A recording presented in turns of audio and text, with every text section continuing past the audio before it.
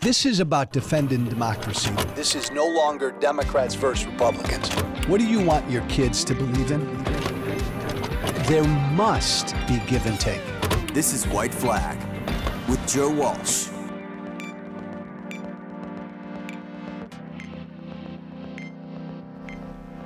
Hey, Joe Walsh, former Congressman Joe Walsh, back with you. The podcast is White Flag with Joe Walsh. Thank you for joining me. You know the drill. In addition to my solo episodes where I vent on occasion, every week I sit down with somebody who does not think like me because I want to speak with and learn from people who don't think like me, people who disagree with me. I put out something a couple weeks ago on Twitter. Somebody had reached out to me. And by the way, Neill Snyder, welcome. I'm going to introduce you in a second, my friend. Somebody had reached out to me and said, Joe, I'd love to be on your podcast. I'd love to argue with you or talk to you about abortion, but nobody knows who I am. And that kind of inspired me to respond to him and then send out a tweet. I don't care that nobody knows who you are. I want to speak with people who disagree with me on issues. And so my guest today, Neill Snyder, reached out and said to me, Joe, love you, but you and I may have some disagreements on the issues of immigration and the border. I would love to talk to you about this. I love this issue. So Neill is here, Neill Snyder. He has been a pastor at various churches over the past 25 years, the past 15 years in particular. He's pastored Hispanic people. Neill, you are in Chicago, correct? In the Chicagoland area. Welcome, my friend. Thank you very much. It's good to be with you. I'm currently in D.C. As you know, I represented a district outside of Chicago, in the Chicago suburbs. Let's start here before we get into maybe a couple immigration things where you and I might disagree. I want to get a clearer idea of where what kind of forms your take, your viewpoint. Tell me what in particular you've done the last number of years that has helped craft the way you look at the issues of immigration and the border. I think for me, it's been being involved in various Hispanic churches as a youth minister, as a preaching minister. Part of it for me is watching people, legal and illegal, interact. Explain that, Neill. Drill down on that for me. That's interesting. What do you mean by that? Well, in any sort of foreign language church, immigrant church, you've got people who have documentation. You have people who came across without documents, what we would commonly call illegal immigrants. And there's assumptions that come when you have papers, and there are assumptions that come when you don't have papers. And it's interesting because I've known like little kids who come over, qualify for DACA, and they're more American than they are Mexican or Guatemalan or wherever they may be from. You've also got people who've gained their citizenship, and all that could imply, I'm currently married to a wonderful Hispanic citizen born in El Paso. Her mother has been a citizen for over 30, 40 years. My father-in-law has become a citizen in the last 10. So. Cool. Hey, Neill, let's start there. You know me and my history, and when it comes to the issue of immigration, I've always been known of as a border hawk first and foremost. I'm fascinated by the issue. The more I've gotten into the issue over the years, I've become much more open to, like, Neill, 10, 11 years ago when I'm in Congress, when John McCain said comprehensive immigration reform, I wanted to throw something at him. I don't want to say I've evolved. I'm open to that conversation. But this issue of people who are in this country legally and in this country illegally, to me, that's all. There's a distinction there, and like I always have believed, and I still believe that that distinction needs to be recognized. And I know with every issue, people quibble over and fight over language. People who are in this country illegally are in this country illegally. They're illegal immigrants, they're illegal aliens. Wrestle with that with me. How do you approach that? The language and people who are in this country illegally. Is there a distinction in your view? Anymore, I would say no. I would say it maybe about 2000, 2002, when there was a brighter distinction. Of course, I've learned an awful lot since then. I learned, for example, that when someone gets busted by what was INS, now ICE, that there's a chance to fix their immigration status. And when they were able to fix their immigration status, they were able to get citizenship. So they entered in with that permission, and then they fixed their immigration status. And by the time I came to that church in about 2005, they were freshly minted citizens. So, Neill? Let me back up. When somebody who comes into this country illegally, let's start there. I would and get mad at me if you want, please. Go ahead. Yeah. Someone who would come into this country illegally, I wasn't even comfortable calling an illegal immigrant, because in my mind, an immigrant is someone who did it the right way and came here the right way. I would typically refer to someone who came here illegally as they're in this country illegally or an illegal alien. Mm-hmm. What do you refer to somebody who enters this country illegally? What do you refer to that person as? Right now, I refer as either undocumented or in a process, because anymore, especially with asylum laws and things like that, you're in delayed deportation. And then you have like 2 years, 3 years to show why you should be able to stay here. So there's a process that's going on. That's interesting, Neill, and I thank you for that. Delve down into this with me. That's important. Well, what I'm going to ask is, and that's a really interesting point you made. In my mind, somebody who sneaks across the border and enters the country illegally did something illegal, but in your mind, they're just beginning a process. Go ahead. Yeah. Well, and this is where I was going to go with this. In my mind, illegality should mean that I don't get what I want because I did it the wrong way. Let's say I need $20,000. I could go up to you, Joe, and say, Joe, could I have $20,000? And you could say, yeah, Neill, you're a good guy. I could give it to you. Or you could deny me. But if I get it from you from asking, I got it legally, or you could loan it to me, and we come up with a contract that's ironclad, and you gave me $20,000 on the premise that I'm going to repay you. But if I steal $20,000 from you, I am going to go to jail because I am not good at criming. So when I'm caught and I'm in the process of everything, nobody's going to come up to me and say, Neill, you're a good guy. I think you deserve a better chance. You paid all your taxes. This is the first time you've done a crime. Let's figure out if you can keep $20,000 of Joe Walsh's money. Yet when we go through this process, there's always a way to fix. And so to me, back up a minute, my friend. Back up a minute. Maybe I'm just not picking up on it, and I apologize if not.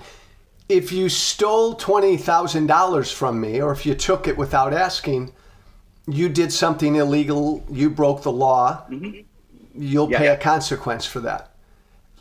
Yes. If you enter the country illegally, you broke the law. Yay or nay? Or Well, therein is the large issue, right? What do we do with people who have broken the law by coming across, by sneaking across, by coyotes, by well, but do you accept that? And differ using with me if you want, Neil. If someone sneaks across, crawls across, enters the country illegally, in your mind, are they breaking the law? Well, yeah, but here's the problem. Every law has a consequence. I steal $20,000 from you, I go to jail. There's restitution. There's all sorts of things that need to be paid, right? I need to have a lawyer to defend myself and all that other fun stuff. But nobody is ever going to offer me the chance to keep your money. Right, right. So what we do when people come across undocumented, illegally, if you want, there's always that chance to fix. That's what's written in our law. Oh, that's interesting, Neil. Yeah. Okay, no, okay, so I see that. So that's interesting. So they enter illegally, and you and I may quibble on what we call that person. Fair. But they did something wrong. Well, let me back up. I don't want to speak for you, my friend. Entering the country illegally, in your mind, are they doing something wrong? At this point, I'm going to say no, and I want to say it like this. I'm not saying, because people are like that. Well, can people just come into your house? And I'm not offering anyone a job if they stay.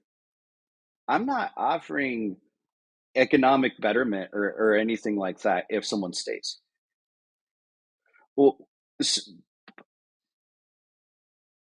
and if someone were to stay in my house, I would call the police and say, "Hey, this person doesn't belong here." And yeah, they make my bed every morning and whatnot, but they're not welcomed.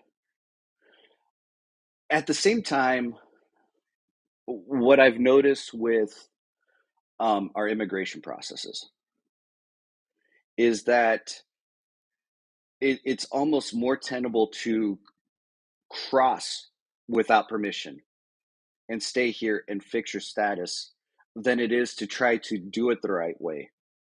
And yeah, we're going to need comprehensive immigration reform exactly for that reason. So you're right. Let me stop you there. You and I are going to agree that the system is fucked up completely, brother. And I'm with you.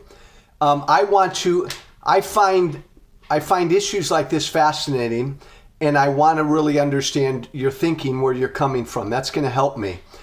The immigration system's screwed up, messed up. Our asylum system is screwed up and messed up. It's way too damn difficult and too damn costly and takes too long to do it the right way and to become a legal American. I get all that. But when someone then enters our country illegally, comes in the wrong way, in my mind, they've done something wrong that can't be rewarded. But before we get into the rewarded or the whatever, in my mind, they've done something wrong. We can't allow that. I'm thinking I'm hearing that you differ with that. A, they didn't do anything wrong. Explain that. I want to understand that better. I think what I'm trying to say is, in a perfect world, they would be doing something wrong. But unfortunately, we have such an untenable situation that you can't say that someone's doing something wrong by crossing this way, because you basically shut down immigration. Can I share something on screen with you? Is that capable or not? Well, I'm going to say no, only, Neil, because I don't know if it'll screw up my... are Okay. just, but that's me. But I explain to just pulled me, up the but latest get into visa what you were bulletin. going to explain. See if you can do it without this. Yeah. I just pulled up the latest visa bulletin. To get your classic green card. And if you come from every other country, except for China, India, Mexico, or the Philippines, you had to have applied before the 1st of March in 2010. If you come from China or India, same thing. If you come from the Philippines, it had to be the 22nd of August of 2002. And if it were from Mexico, it's the 1st of December of 1999. That's how long it is. And a lot of that's because of the way our laws. How does I want to explain this? It's almost like there's two lines. There's the ones that do everything right, go through the legal processes, and then when you come in as an undocumented immigrant, you kind of go in through a second line that you're waiting for space for you to come into. And so that's the reason why you have such a long distance between when you could have legally applied from Mexico to come up here and today. 2 to 3 years, that would be an okay. But we're talking nearly 20 some, almost 30. If you're really thinking about it, 25 years. Let's just call it 25 years. Yeah. Immense. Again, I'm with you, brother, all the way in how fucked up our immigration system is. And I hit me if I'm wrong. It sounds like because of that, because of how bad the system is now, that justifies someone coming, from your view, that justifies someone breaking our laws and coming in here illegally. In a sense, we don't really have much as far as laws. I mean, when we try to add additional resources to our border, it's almost like we're coming up with a new season of American Ninja Warrior. If you can just cross the buoy of death and climb the wall, the wall that's on the border now ought to be a warped wall, because that's what we're doing. Neill, Go ahead. well, and maybe let me ask this. Maybe, and again, this I appreciate the conversation, Neill, because there's no like right or wrong. This is a good conversation. Should we even have a border, in your view? Well, I mean, our laws stop at some point in time. But should America? We don't. Should we have borders that we even bother enforcing or trying to secure? I'll say this. Yes, we should have a border. The problem is the way our current laws are, we don't have a viable way to enforce it, because it's like Trump and Biden both have come up with ways to try to stem people coming in, and they get overruled by the courts all the time. I mean, just think, like a couple of years ago, Biden had an app to admit people to apply for asylum, and he gets sued by his left.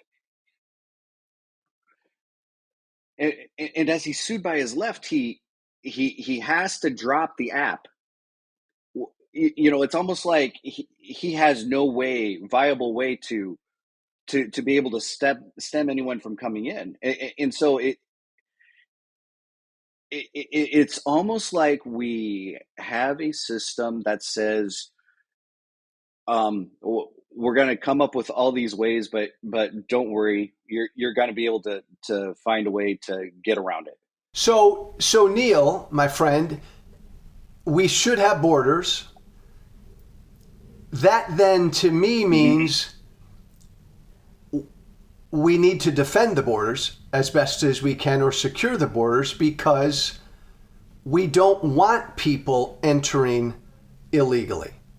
Would you agree with that? Well, I'll say this. I mean, we could say that we could defend all borders that the way we want, but until we get rid of the reward that says you can fix your immigration status, then it's a moot point. And I want to get to that. I want to get to that, Neill. But specifically on the border, if you believe that we should have borders, a nation, a sovereign nation should have borders, that then just presupposes to me if you're going to have a border, you're going to have to. A border isn't a border if you're not going to make it a border, and i.e. then defend it or secure it. How should we do that? How do we do that? Well, and this is where I keep wanting to pull the conversation into, right? Excuse me. Well, hey, Neill, So the bottom line is I when we want talk you, about, and you and I are going to get there. I want to get to where you and I fix this system.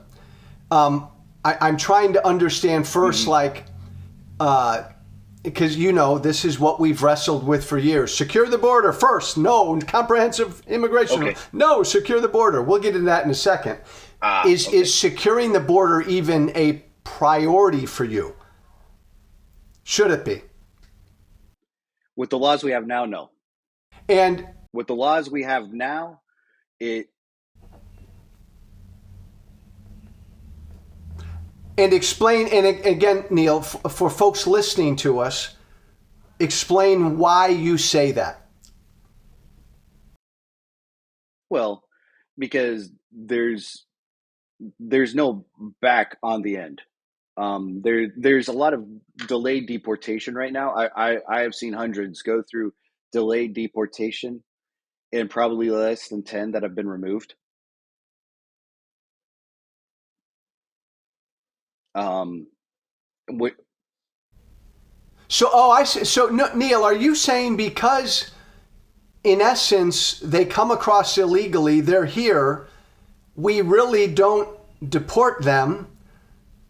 We really, eventually, from your view, they're just kind of thrown into a process, and eventually many of them will stay here, so why even secure the borders? Is that kind of what you're saying? that's basically what I'm getting around to. That when we have the laws that we have, and we have such tight immigration lids. I mean, the reason that we have 25 years for a Mexican to come across through legal processes, it's because we have such a tight lid on how many we will accept. And I think you and I will probably come to an agreement that we're going to have to raise that lid somehow. Dramatically, right? my friend, dramatically. But in essence, yeah. But the problem is you can't have a process and close off that process, but have this back door that comes in. Bingo. Okay, my friend. And if you and I were with each other, I'd give you a big bear hug. So get rid of that back door. So the border hawk in me, my friend, respond to this, Neill, would say, get rid of the back door. You're right. People come across illegally, immediately deport them. Immediately. Don't throw them into a process. Respectfully, humanely, send them back. Agree or disagree with that? Okay.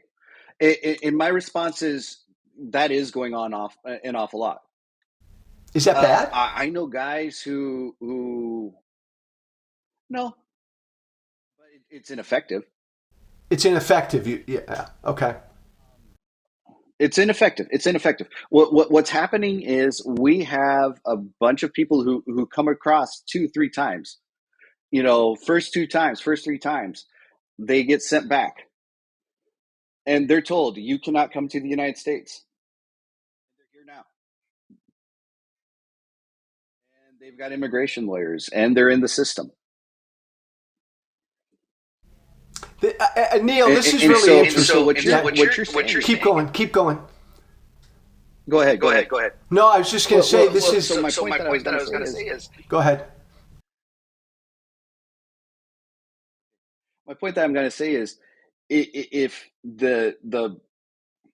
if you have these people coming in and it's like a battering ram 2-3 times through the American Ninja Warrior course, right?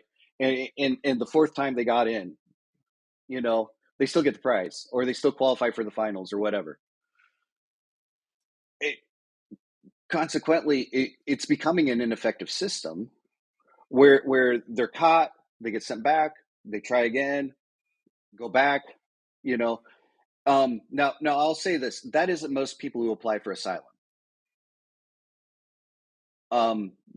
Not everyone in here is applying for asylum, but most of them that are caught that have a decent case, or at least think that they have a decent case. A lot of times lawyers will say, you know what, you're only threatened once. You know, this is not a good one. You should prepare to pack up and go back, you know. But there are also safeguards in the asylum system. Yeah, this is Neill. This is why I love having conversations like this, because you learn so much. Like I went into this conversation that thinking Joe Walsh is clearly much more of a border hawk than Neill Snyder. I'm probably more of a hard ass on immigration than Neill Snyder is, though you and I would agree we need to dramatically increase legal immigration and make the process better. I do not at all allow anybody to come in here illegally, but just listening to you, I'm understanding where you're coming from, and in essence, it's a really interesting take. And I'll generalize, Neill. You believe in a border. We can't effectively secure the border. It's just ineffective. So don't even bother to do it. Just fix our immigration system, and that will alleviate the problem at the border, instead of doing what the Joe Walshes of the world would say is, no, you got to secure that border first. Mm-hmm. That's interesting. Exactly. That's really interesting. And the reason, though, I would struggle with that is because then tacitly you're allowing people, if your focus is, oh, I'm going to fix the immigration system and I'm not really going to be able to secure the border because it's ineffective, you're allowing people to just enter. And I think the hard right view would be, and part of my view would be, well, we have to do a much better job of securing the border. If you come in illegally, we need to deport you right away. The question's going, the twofold question's going to be, you know, first of all, what happens when you're a repeat border crosser?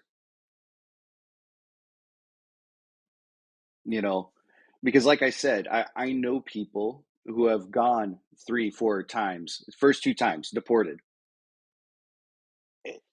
get in, you know, and they're in the system now, you know, and then we have to judge complicated cases, because I know, example, one guy who has papers and his wife doesn't. I know cases where one has won their asylum and the other one wasn't included in the application because he or she crossed as an undocumented person. And so how do we do this humanely? This is stuff that Congress has to hammer out, you know. But I think at the same time, I think if you make legal immigration work, then it is that much easier to secure the border. Would Neill Snyder say if you make legal immigration work, you really ultimately won't have a problem with illegal immigration? You'll always have those that try to get across illegally, but it'll be a lot easier to say, hey, look, there's a legal process.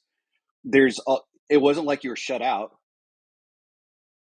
A lot of reason people win in delayed deportation is because there's no room for them in the legal process. Yeah. What you're saying is you're a Mexican or you're from Guatemala and you want to become an American, you want to come into the country.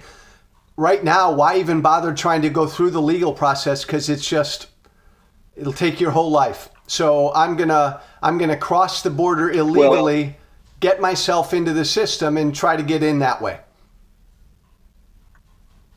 So and really, what I've noticed is if you want to win your papers quickly, you cross as an undocumented person and you become the victim of a violent crime. Quickest way to get your papers. Second way, cross um, and get married to someone who's a citizen. Third quickest way is cross and get in the delayed deportation and fight those proceedings and fight for your life and show that you're paying taxes through your I-10 and all that other fun stuff that happens.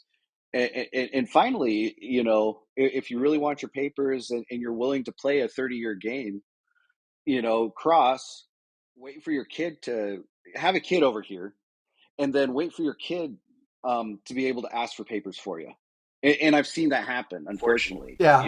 That last one. So Neill, it sounds like the difference between you and I is, and this has been really fascinating, whereas Joe Walsh would say, secure the border and fix the system, Neill Snyder would say, fix the system. Yeah. Fix the system and the border will take care of itself. And the border would take care of itself. I would say fix the border. Yeah. Fix the system, border takes care of itself. Yeah, that's really interesting, Neill, and I'm trying to wrap my arms around that. I want to fix the system. I want to make it really easier for people to become legal citizens. I want to dramatically increase the number of people we allow to become legal American citizens. But at the same time, I don't want people coming in here illegally. Like, Neill, what would happen if we became just militaristic on the border? I mean, we literally had the manpower and the funds, and we forget about the wall. We militarily defended that border and kept people out. And when people came in, we threw them out right away. What would that do in your mind? And we told people do it the right way, but we guarded the border with a man every 10 feet. What would that do in your mind? Okay.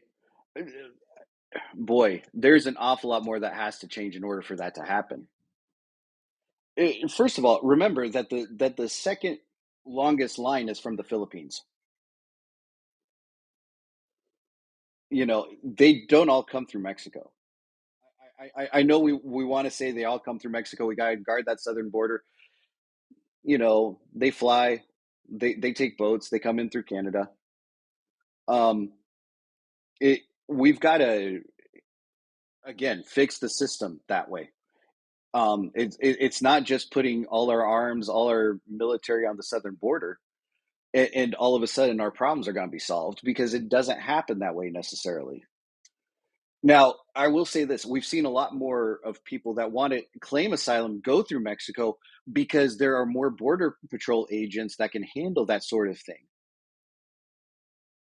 And sometimes when you fly and try to do that, it becomes a messier process. Okay. So I'll table that one right now. That explains, Neill, our difference on the border. And I find that really interesting. And you've given me some food for thought, because there's a part of me, Neill, that does believe, right now, it's a pain in the ass to come here legally. take my chances. It's pretty easy just to sneak across the border. So make the pain in the ass doing it the right way a hell of a lot easier. And the border might, so I that you've given me food for thought. I don't want to give up on defending the border yet, but let's move on to give me your. Can I offer maybe an in-between solution? I need one, Neill. Yes. Okay. George Bush had a great solution in 2006. He said, yeah, the 2006 reform, you had to have shown that you were here earlier than 3 years. If you can show that, $5,000 fine, back of the line for you. And it wasn't good enough for the border hawks back then. And it killed. And we've seen this problem mushroom and explode. And back then, I was a Hispanic pastor. I had so many people in my church that were saving up for their $5,000 fine because they had been here for more than 3 years. And they, I had a couple families that were preparing to move if the law passed. I think we would have been in a much better spot had we been able to close that loophole. The problem is we don't always want to close those loopholes because it's not to our extreme, but I think that one solves an awful lot of the issues you're talking about right there. Yeah. No, I think you're right, Neill. I think this has been the interminable problem. And I know my former party, the Republican Party on the right, they scream, secure the border, secure the border, secure the border.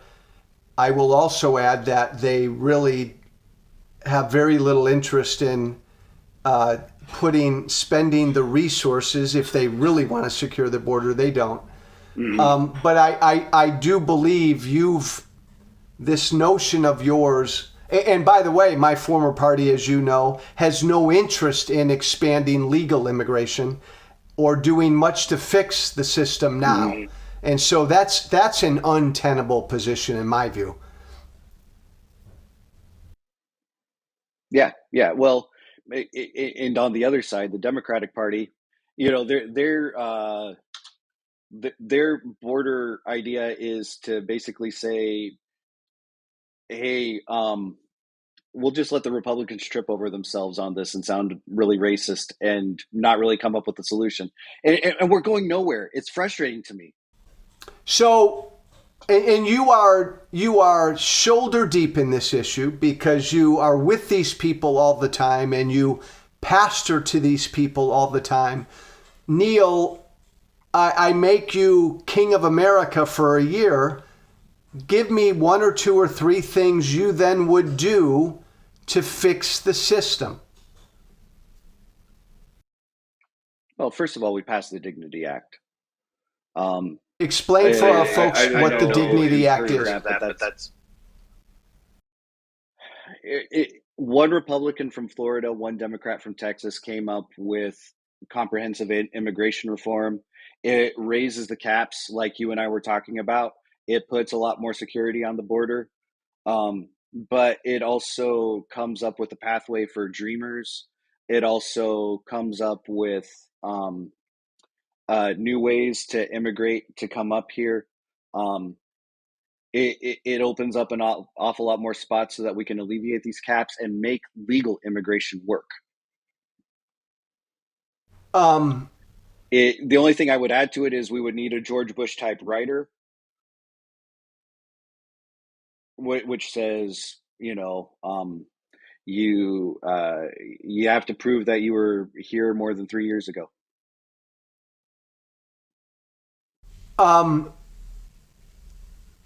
I've come around to this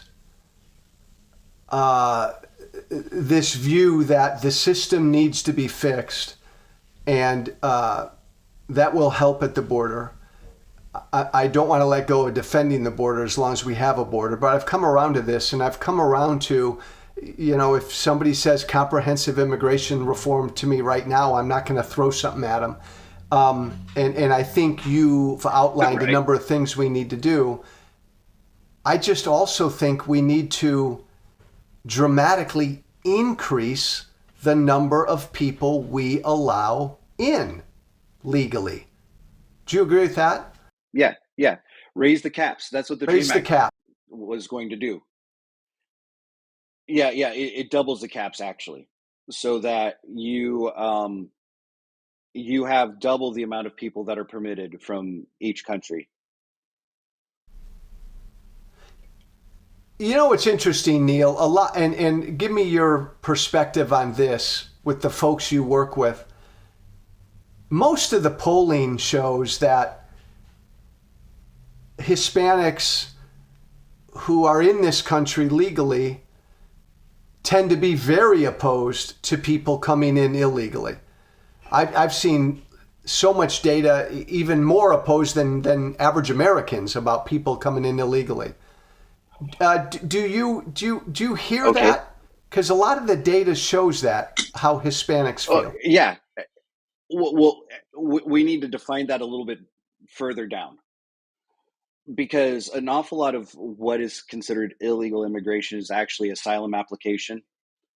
Um, And that's so not those that are here legally, that. And that, just um, so you and I know, go ahead. coming here to claim asylum is not coming here illegally.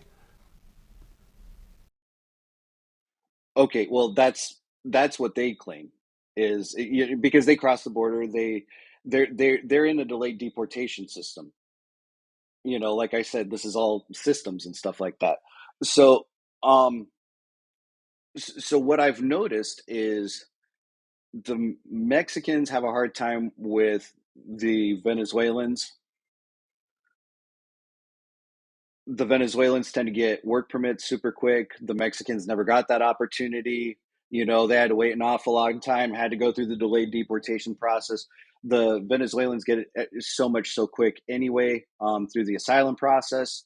And there's a jealousy that comes there. And we don't want to see the Venezuelans get this. And to be honest, the Venezuelans sometimes become jealous of the Mexicans because the Mexicans, they were undocumented. They started working right away. When you come here as an asylum seeker, you have to wait for your work permit. And sometimes you're going broke. You're going from food pantry to food pantry in order to find food and things like that. And so what I've noticed is there's an awful lot of jealousy because the system's different. And I noticed that with that difference in the system, you have all sorts of how does I want to say this? Just contempt.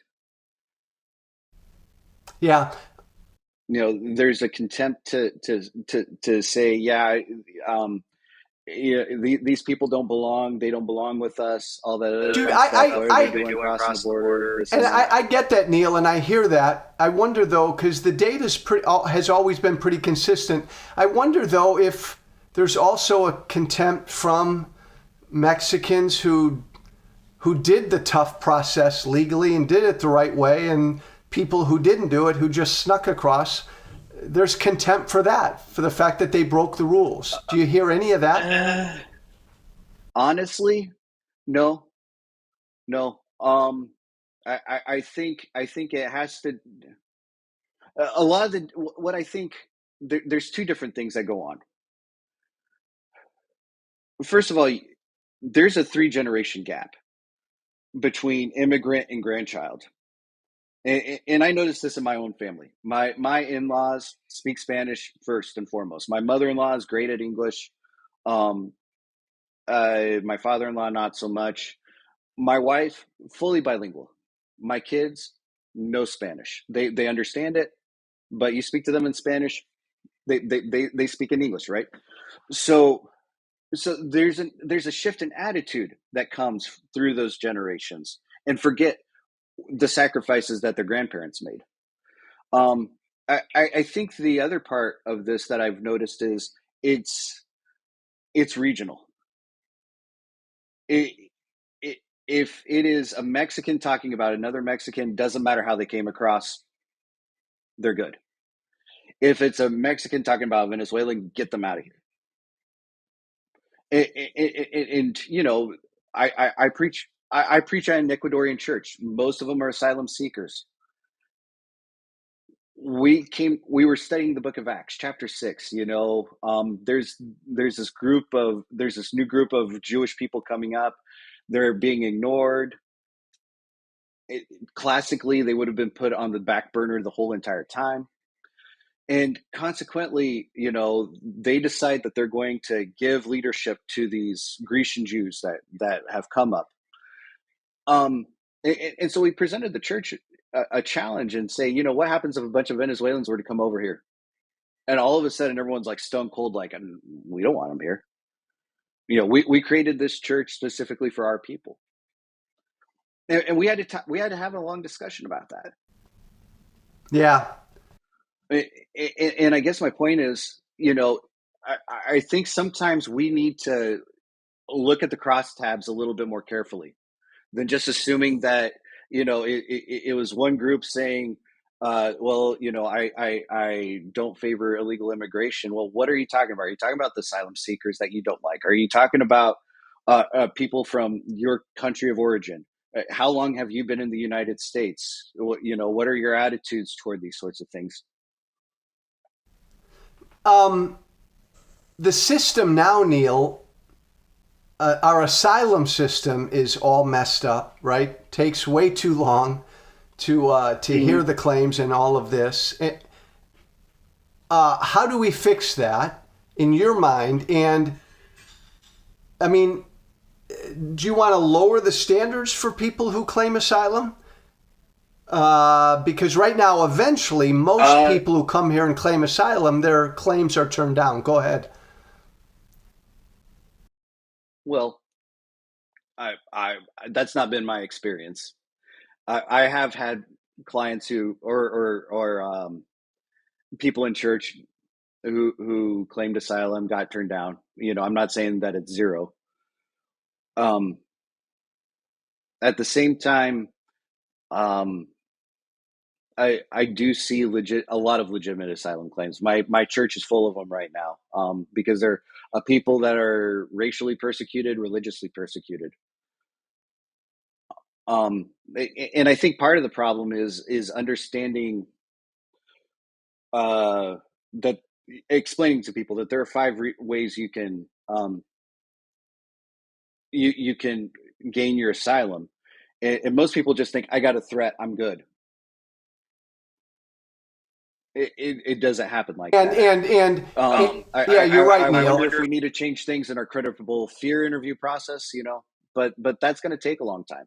No, right. And this is one area. And again, you can't, I get you want to come to America for a better life. Great. That's not an asylum claim. So there needs to be much better education on this issue, but we need to adjudicate these claims a hell of a lot more promptly. I mean, it's just, to me, Neill, it's a broken system where someone comes to America to claim asylum, we give them a sheet of paper, and in 2 or 3 or 4 years, maybe we adjudicate their claim, yay or nay. That's broken. You agree or not? That is broken. Oh, I agree with that. I think the other part is, though, we need to lean a lot more heavily in our credible fear interviews. Say that again, Neill. Our credible fear interviews. Every asylee at some point in time within the first year has to go through a credible fear interview. Yeah. And in those, we can discover an awful lot as to whether someone had a credible fear. And maybe we can make that more of an adjudication process, whether the psychologist is willing to say that this person has a credible fear based on one of those 5 areas. But that may be a lot to burden a psychologist with. I don't know. So that's for congressmen to decide. If I were king of the world, I would do it that way, but I'm not king of the world. So if I were king of the world, I'd clean up the process on how we send people to Congress. My final thought, Neill, and then I'll give you your final thought. We can never, ever, ever forget the other factor here of when it comes to our border, and again, why I tend to be a border hawk, when it comes to the issue of terrorism, the issue of drugs, the issue of what China is doing, other bad actors around the world. There are other reasons to do what we can to secure the border besides trying to keep out good, decent Guatemalans who want to come up here and just come across illegally. And I think that's always got to be part of our discussion, this discussion as well. Neill, give me your final thought, though, on this whole issue, and again, what you do and what prioritize what we should do. Go ahead. Well, priority to me is fix the system, and I think an awful lot, it's not going to be perfect. I'm not going to say that it's a panacea, but you're going to find that an awful lot more things fall into place. I think we've gotten a lot of things backwards.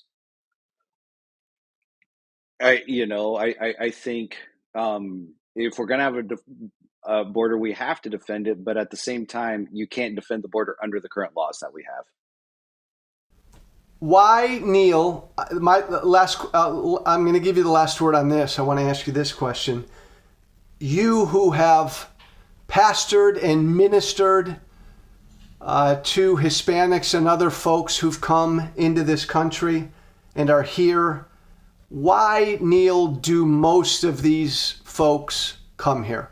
Why do most of them come to America? Because it's the best darn economic system, and it is the one that is freest from needing to have money to make money. You can make someone here. You could be someone here. You could start something. You could start from scratch, and you can make a living. Neill, do they love this country? What do they think of America when they come here? Okay. They really love this country. I was about to tell you, come to my church next time you're in Chicago. Yeah. You'll see on the banner, it's an an invitation to church with an Ecuadorian flag and an American flag. They're trying their best to assimilate as best as they can without losing their culture.